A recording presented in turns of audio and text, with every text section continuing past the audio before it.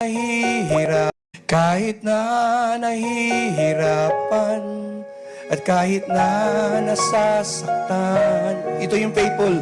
Ako'y magpapatuloy sa iyong kalooban.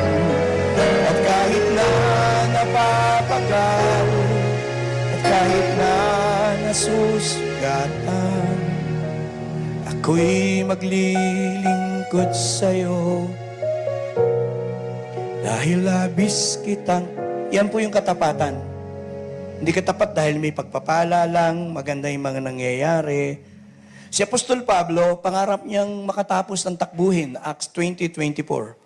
Nasabi niya sa kanyang panulat sa Acts, "However, I consider my life worth nothing to me. My only aim," galing, "is to finish the race." How about you? Gusto niyo po ba sa huling pintig ng puso niyo, naging tapat kayo sa Diyos? I wanna hear an amen. Kahit